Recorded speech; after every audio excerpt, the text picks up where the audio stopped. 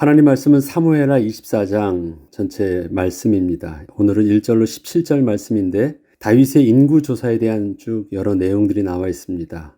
그 중에 오늘뿐만 아니라 며칠간 이 본문을 통해서 다른 주제로 또 다른 관점으로 말씀을 묵상하고자 합니다.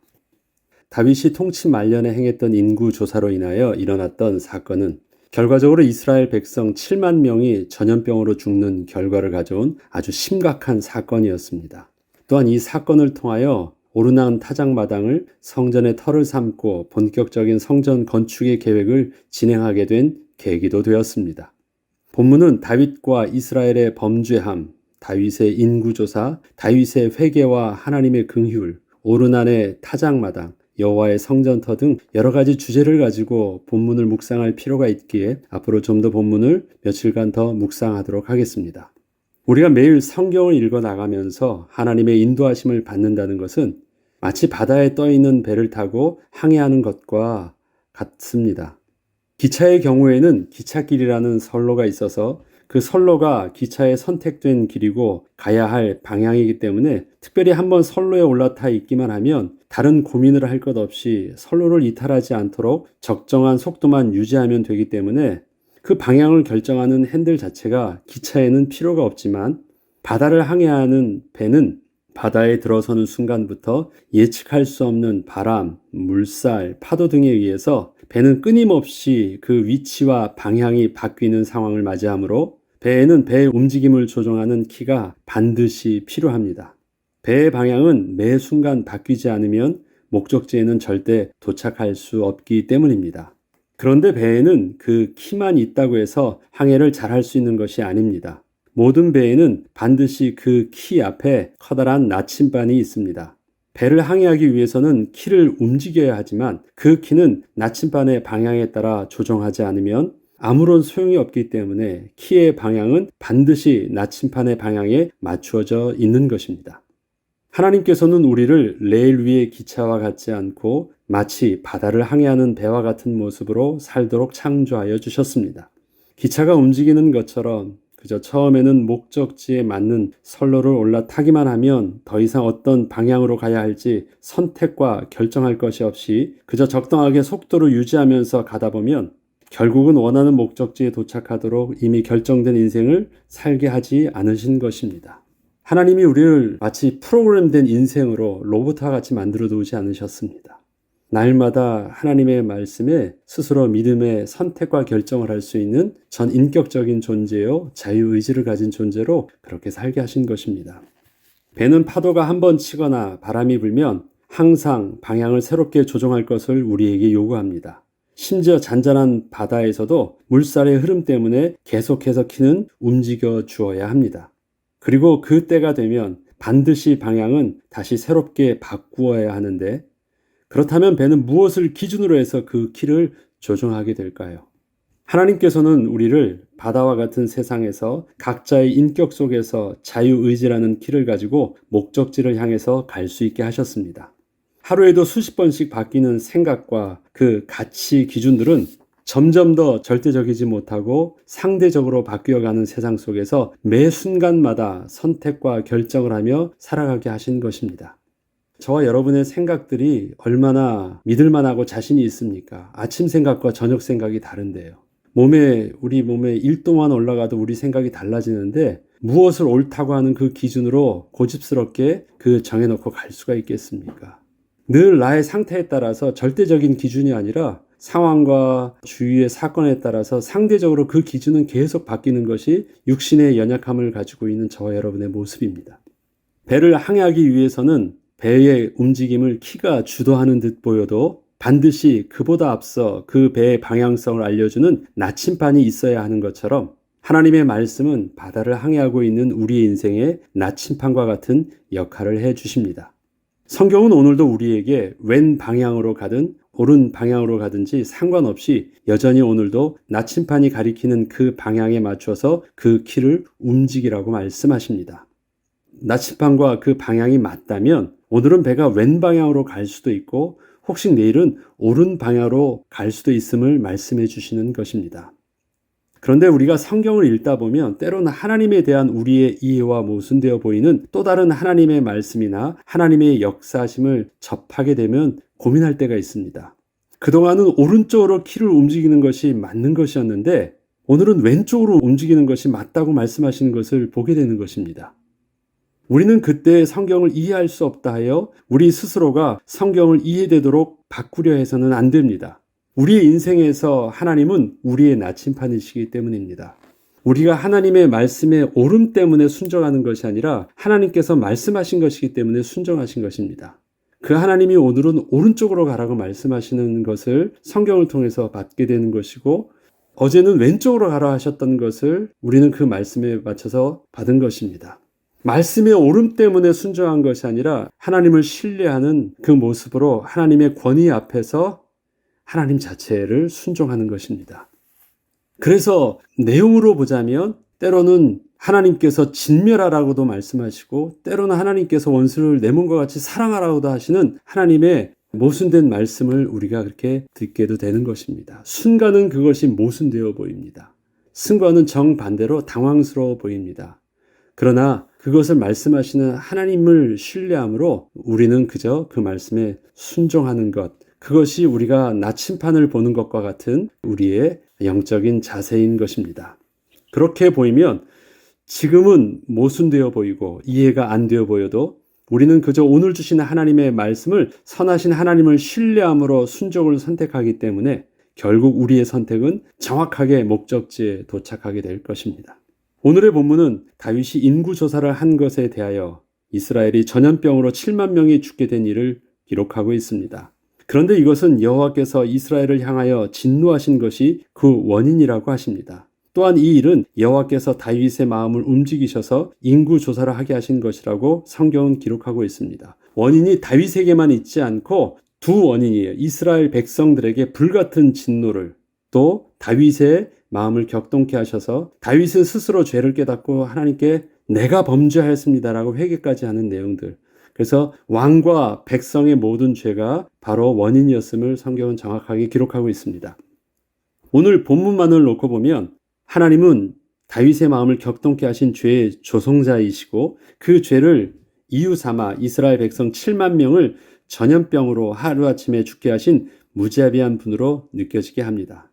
그렇다면 다윗은 그저 하나님의 계획을 위하여 하나님께 이용당한 것일까요? 왜냐하면 하나님은 이스라엘 백성들에게 분노하셨기 때문에 이스라엘 백성들을 치시기 위해서 하나님이 다윗을 단지 이용하신 것이었을까요? 그렇지 않습니다. 한 가지 분명한 것은 오늘의 인간의 실패 속에서도 하나님은 선하셔서 하나님의 백성들을 향하신 하나님의 언약을 이루시기 위한 그 구원의 섭리를 여전히 멈추지 않고 이루고 계신다는 것입니다. 그래서 이 일을 통해서 또 진행되어지는 것이 다윗을 통해서 성전 준비가 구체적으로 진행되어지고 성전의 터가 세워지고 바로 이곳에 솔로몬의 성전이 또 예루살렘 성전이 서게 되는 것입니다. 그리고 바로 그 오르난 타작마당이 또 내일 더 말씀드리겠지만 아브라함이 모리아산에서 이삭을 바쳤던 바로 그 장소입니다. 동일한 장소입니다. 그래서 구약의 아브라함의 모리아산과 또 다윗이 하나님 앞에 번제와 화목제를 드린 이것과 솔로몬이 성전을 지은 그것과 예루살렘 성전이 하나로 신구약의 모든 것이 바로 이 장소를 통해서 하나님의 구원의 섭리가 십자가의 사건이 또 이 장소를 통해서 온전히 이루어지는 것을 우리가 보게 되는 것입니다. 다윗을 통한 성전 건축의 준비가 이 사건 이후에 하나님의 성전 건축에 대한 일정이 본격적으로 진행됩니다. 하나님은 다윗을 사랑하시고 이스라엘을 사랑하셔서 이와 같은 일을 통하여 하나님께서는 다윗과 이스라엘을 생명의 길로 다시 이끌고 계신 것입니다. 그런데 그 이끄시는 방법이 우리의 생각과 수준을 뛰어넘으신 것 뿐이십니다. 하나님의 구원의 사역을 이루고 계시는데 우리가 이해할 수 있는 수준을 뛰어넘으신 하나님의 광대하심과 하나님의 위대하심 속에서 이 일을 하고 있을 뿐입니다. 부정할 것이 아니라 이해 못하는 것입니다. 하나님의 그 크신 계획을 우리의 유한한 생각을 가지고 담지 못하는 것입니다. 그것을 우리는 모순된다고 표현하지만 하나님이 틀리신 것은 아닌 것입니다. 그것이 하나님의 우리를 향하는 이끄심의 섭리이시고 또 오늘의 사건을 바라보는 우리의 눈인 것입니다. 다윗의 범죄함의 모습은 하나님이 범죄하게 하신 것이 아니라 오늘도 여전히 하나님의 은혜의 손길이 다윗을 막아주지 않으시면 다윗은 그저 그렇게 범죄하는 모습이 어쩌면 당연한 것입니다. 하나님이 베푸신 은혜 가운데 다윗이 다윗이었던 것이지 그것이 없으면 다윗은 아무것도 아니라는 것입니다. 본문은 하나님께서 다윗의 인구조사 이전에 먼저 이스라엘을 향하여 불같은 진노를 일으키셨다는 강한 표현으로 하나님의 마음을 표현하고 있습니다. 이것은 이스라엘 백성들이 현재 육신적으로는 어느 시대보다도 최고의 전성기를 누리고 있지만 하나님 보시기에는 영적 타락이 심각해진 상태라 볼 수 있는 것입니다. 그리고 이에 대한 다윗의 모습을 보아도 그의 통치 말년에 이스라엘의 번영과 평화만 보일 뿐 이스라엘의 영적 타락을 하나님의 마음으로 볼 수 있는 영적 감각이 많이 무뎌져 있는 것을 알 수 있습니다.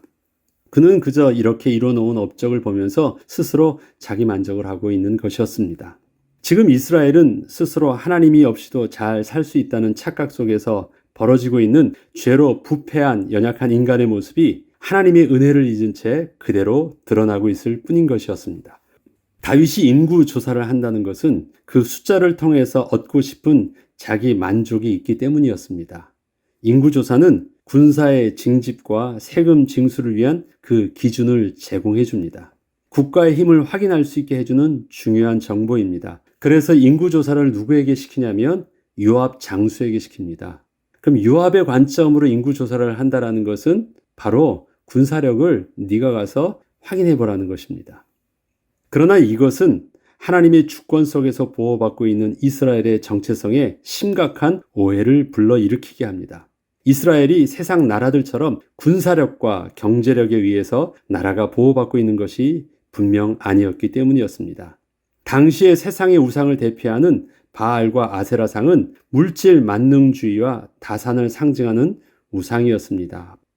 이처럼 이스라엘의 인구조사의 내면에는 세상의 가치 기준대로 섬기는 우상 숭배가 그 영적 배경으로 깔리기 시작했던 것입니다. 그러니까 인구조사를 하니까 군사력도 세지고 또 농사를 지을 수 있는 숫자도 많아지고 이전과 비교해 보니까 확실히 인구도 늘어났고 군사의 수도 늘어났습니다. 그리고 나라도 번영했습니다. 그런데 시편 20편 7절에 다윗이 고백하듯이 어떤 사람은 병거, 어떤 사람은 말을 의지하나 우리는 여호와 우리 하나님의 이름을 자랑하리로다.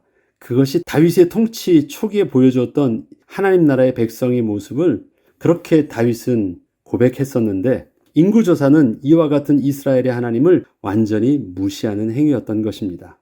그런데 결국 다윗은 하나님의 뜻을 거스려 스스로 결정을 했고 결국 그 일이 하나님 앞에서 범죄한 일임을 후일에 깨달아 회개하였으나 하나님이 아니라 백성의 숫자와 나라의 경제력으로만 이스라엘을 판단을 했던 다윗의 교만과 불신앙 그리고 앞서 심각한 영적 타락으로 하나님의 불같은 노를 발하게 했던 범죄한 이스라엘을 향하신 하나님의 진노는 결국 7만 명이 전염병으로 죽게 되는 결말을 맞이하게 되었습니다.